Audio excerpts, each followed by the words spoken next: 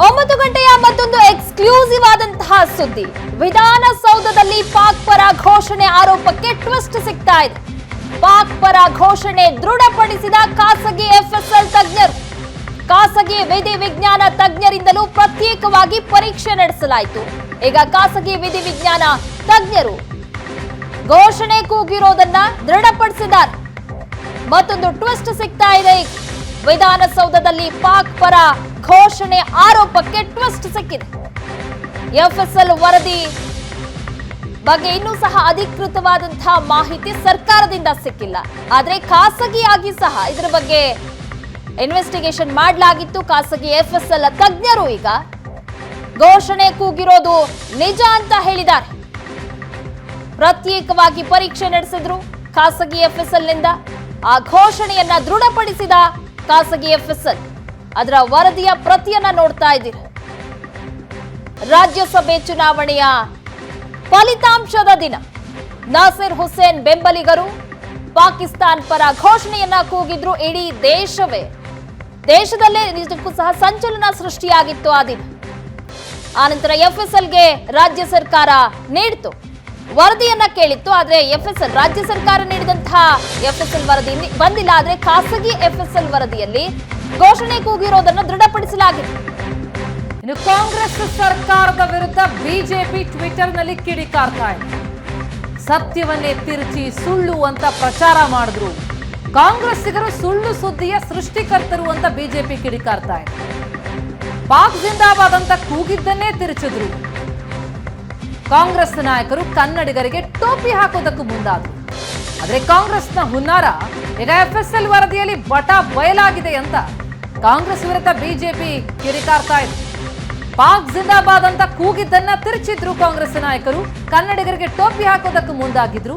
ಆದ್ರೆ ಎಫ್ಎಸ್ಎಲ್ ವರದಿಯಲ್ಲಿ ಕಾಂಗ್ರೆಸ್ನ ಹುನ್ನಾರ ಬಟ ಬಯಲಾಗಿದೆ. ಕಾಂಗ್ರೆಸ್ನ ಸುಳ್ಳು ಸುದ್ದಿ ಕಾರ್ಖಾನೆಯ ಮುಖ್ಯಸ್ಥ ಪ್ರಿಯಾಂಕ್ ಖರ್ಗೆ ತಮ್ಮ ದೇಶದ್ರೋಹದ ಕೃತ್ಯವನ್ನ ಒಪ್ಕೊಳ್ಬೇಕು, ವಿಧಾನಸೌಧದ ಎದುರು ಸಾಷ್ಟಾಂಗ ನಮಸ್ಕಾರ ಹಾಕಬೇಕು ಅಂತಲೂ ಬಿಜೆಪಿ ಟ್ವೀಟ್ ಮೂಲಕ ಕಿಡಿಕಾರ್ತಾ ಇದೆ.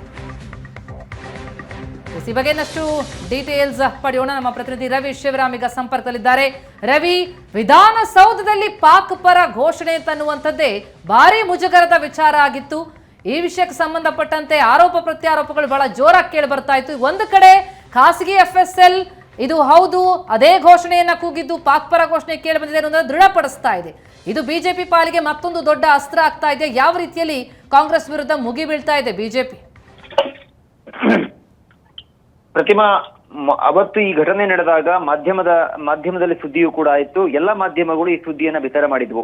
ಆ ದಿನದಿಂದಲೇ ಬಿಜೆಪಿಯ ನಾಯಕರಿರಬಹುದು, ರಾಜ್ಯ ಬಿಜೆಪಿ ಸಂಘಟನೆ ಇರಬಹುದು, ಅವತ್ತು ಇಡೀ ರಾಜ್ಯಾದ್ಯಂತ ಹೋರಾಟವನ್ನ ಮಾಡೋದಕ್ಕೆ ಕರೆಯನ್ನ ಕೊಟ್ಟಿದ್ರು.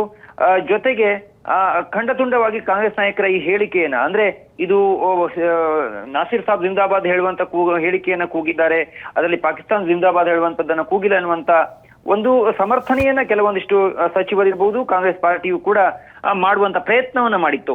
ಆದ್ರೆ ಈಗ ಖಾಸಗಿಯಾಗಿ ನಡೆಸಿರುವಂತಹ ಎಫ್ಎಸ್ಎಲ್ ವರದಿಯಲ್ಲಿ ಅದು ಈ ಪಾಕಿಸ್ತಾನ್ ಜಿಂದಾಬಾದ್ ಹೇಳುವಂತ ಕೂಗೆ ಸತ್ಯ ಆಗಿದೆ, ಅದೇ ಆ ರೀತಿಯ ಕೂಗನ್ನ ಕೂಗಿದ್ದಾರೆ ಹೇಳುವಂತ ವರದಿಯನ್ನು ಬಂದಿದೆ. ಈಗ ಸಹಜವಾಗಿ ಬಿಜೆಪಿ ಮತ್ತಷ್ಟು ಅಗ್ರೆಸಿವ್ ಆಗಿ ಈ ವಿಚಾರವನ್ನು ತೆಗೆದುಕೊಂಡಿದೆ. ಸಹಜವಾಗಿ ಬಿಜೆಪಿಗೆ ಇದೊಂದು ಅಸ್ತ್ರವೂ ಹೌದು, ಮತ್ತು ವಿಧಾನಸೌಧದಲ್ಲಿ ಈ ರೀತಿಯ ಘಟನೆ ಆಗಿದೆ ಅಂತ ಹೇಳಿದಾಗ ಇದು ಸಾರ್ವಜನಿಕವಾಗಿ ಕೂಡ ಸಾಕಷ್ಟು ವಿರೋಧಗಳು ವ್ಯಕ್ತವಾಗಿದ್ವು.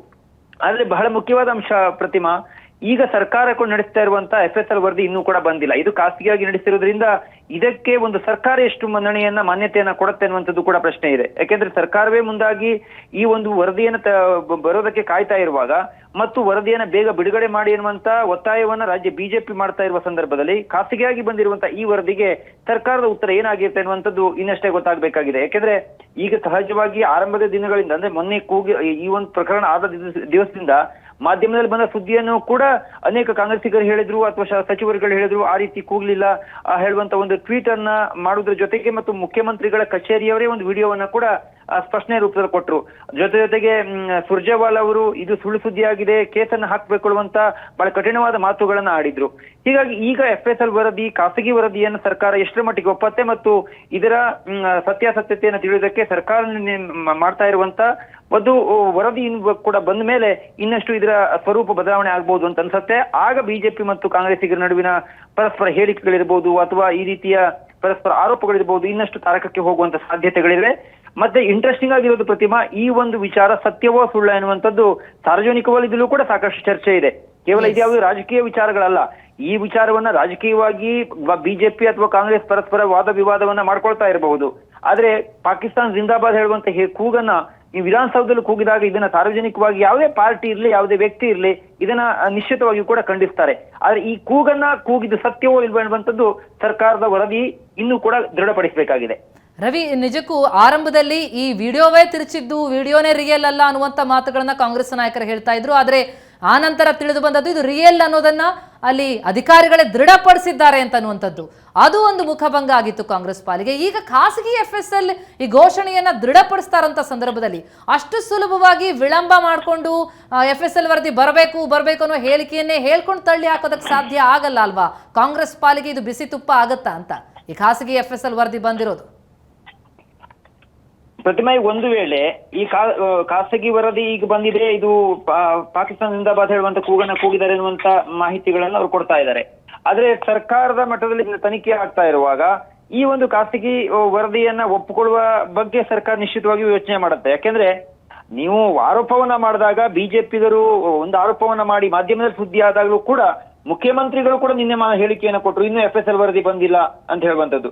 ಜೊತೆಗೆ ಬೇಗ ಬಿಡುಗಡೆ ಮಾಡಿ ಹೇಳುವಂತ ಒತ್ತಾಯವನ್ನ ಬಿಜೆಪಿ ಮಾಡಿದಾಗ ಯಾಕಷ್ಟು ಅರ್ಜೆಂಟ್ ನಿಮ್ಗೆ ಹೇಳುವಂತ ಮಾತುಗಳನ್ನ ಪ್ರಿಯಾಂಕಾ ಖರ್ಗೆ ಅವರು ಕೇಳ್ತಾ ಇದ್ರು. ಹೀಗಾಗಿ ಸರ್ಕಾರ ಕೊಡುವಂತ ವರದಿ ಅಥವಾ ಸರ್ಕಾರ ಮೂಲಕ ಬರುವಂತ ವರದಿ ಸಾಕಷ್ಟು ಮಹತ್ವದನ್ನ ಪಡ್ಕೊಳ್ತದೆ. ಆದ್ರೆ ನಿಶ್ಚಿತವಾಗಿ ಕಾಂಗ್ರೆಸ್ಗೆ ಒಂದು ವೇಳೆ ಇದು FSL ವರದಿಯಲ್ಲಿಯೂ ಕೂಡ ಪಾಕಿಸ್ತಾನ ಜಿಂದಾಬಾದ್ ಹೇಳುವಂತದ್ದು ಸತ್ಯವೇ ಆಯ್ತು ಆದ್ರೆ ನಿಶ್ಚಿತವಾಗಿ ಮುಜುಗರದ ವಿಚಾರ. ಯಾಕೆಂದ್ರೆ ಅನೇಕ ಕಾಂಗ್ರೆಸ್ಸಿಗರು ಇದನ್ನ ಖಂಡತುಂಡವಾಗಿ ವಿರೋಧ ಮಾಡಿದ್ರು. ಸುರ್ಜೇವಾಲಾ ಅಂತವರೇ ಮಾಧ್ಯಮಗಳ ಮೇಲೆ ಕೇಸನ್ನ ಹಾಕಬೇಕು ಹೇಳುವಂತ ಸೂಚನೆಯನ್ನ ನಾಸೀರ್ ಹುಸೇನ್ ಅವರಿಗೆ ಕೊಟ್ಟಿದ್ದೀನಿ ಹೇಳುವಂತ ಹೇಳಿಕೆಯನ್ನ ಕೊಟ್ಟಿದ್ರು, ಟ್ವೀಟ್ ಅನ್ನ ಮಾಡಿದ್ರು. ಈಗ ಅದು ಸತ್ಯವೇ ಹೇಳುವುದಾದ್ರೆ ಕಾಂಗ್ರೆಸ್ ನಿಶ್ಚಿತವಾಗಿ ಇದು ಬಹಳ ದೊಡ್ಡ ಮುಜುಗರದ ವಿಚಾರ. Thank you so much Ravi ತಮ್ಮೆಲ್ಲ ಮಾಹಿತಿಗೆ.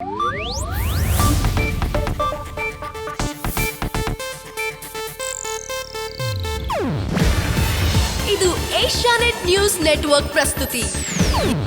ನೀವು ನೋಡ್ತಿದ್ದೀರಾ ಏಷ್ಯಾನೆಟ್ ಸುವರ್ಣ ನ್ಯೂಸ್.